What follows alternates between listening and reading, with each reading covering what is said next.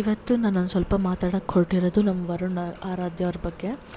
Finally ಅವ್ರದ್ದು girl friend reveal ಮಾಡಾಯಿತು.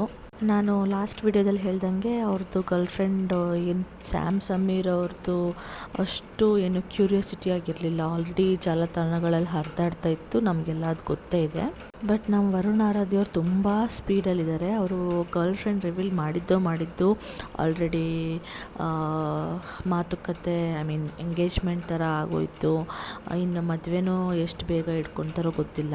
But ಮನ್ಸಿಗೆ ಸ್ವಲ್ಪ ಬೇಜಾರಾಗ್ತಿರೋದೇನೆಂದರೆ, ವರ್ಷ ಕಾವೇರಿ ಅವರು ವರುಣ್ ಆರಾಧ್ಯ ಅವ್ರದ್ದು ಕಷ್ಟ ಕಾಲದಲ್ಲಿ ಇದ್ದರು. ಅವ್ರದ್ದು ಫ್ರಮ್ ಸ್ಕ್ರ್ಯಾಚ್ ಯಾವಾಗ ಅವ್ರು ಸ್ಟಾರ್ಟ್ ಮಾಡಿದ್ರಲ್ವ ಆವಾಗಿಂದ ಜೊತೆಗಿದ್ದರು. ಅವ್ರದ್ದೆಲ್ಲ ಏಳು ಬೀಳುಗಳೆಲ್ಲ ನೋಡಿದರು. ಬಟ್ ನಮ್ರತ ಅವ್ರಿಗೆ ಅವ್ರದ್ದು ಏನೂ ಆ ಥರದ್ದೆಲ್ಲ ಎಕ್ಸ್ಪೀರಿಯೆನ್ಸ್ ಇಲ್ಲ, ಏನೂ ಗೊತ್ತಿಲ್ಲ ಕಷ್ಟಗಳು. ಅಂದರೆ ವರುಣ್ ಆರಾಧ್ಯ ಅವ್ರ ಕಷ್ಟಗಳು ಗೊತ್ತಿಲ್ಲ. ಯಾವಾಗ ಒಂದು ಮ್ಯಾನ್ ಸಕ್ಸಸ್ ಆಗ್ತಾನಲ್ವ ಆವಾಗ ಬಂದಿರೋದು ನಮ್ರತ ಅವರು. ಬಟ್ ವರ್ಷ ಅದೊಂದು ಬೇಜಾರಾಗುತ್ತೆ ವರ್ಷ ಕಾವೇರಿ ಅವ್ರನ್ನ ನೋಡಿದ್ರೆ. ಬಟ್ ಏನು ಮಾಡೋಂಗಿಲ್ಲ. ಅದೇನೋ ಗಾದೆ ಹೇಳ್ತಾರಲ್ಲ, ಯಾವ ಹೂವು ಮೇಲೆ ಯಾರ ಹೆಸರಿರುತ್ತೆ ಅವ್ರ ಮುಡಿಗೆ ಹೋಗೋದು ಅಂತ.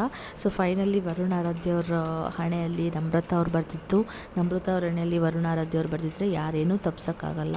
ನೋಡೋಣ ಯಾವಾಗ ಮದುವೆ ಇಟ್ಕೊತಾರೆ ಎಲ್ಲ ಕಾದು ನೋಡೋಣ. ಸ್ಯಾಮ್ ಸಮೀರ್ ಅವ್ರದ್ದು ಅಷ್ಟೇ, ಅವ್ರದ್ದು ಯಾವಾಗ ಮದುವೆ ಇದೆ ಕಾದು ನೋಡೋಣ. ಎಲ್ಲರೂ ಫೈನಲಿ ಮದುವೆ ಆಗ್ತಿದ್ದಾರೆ.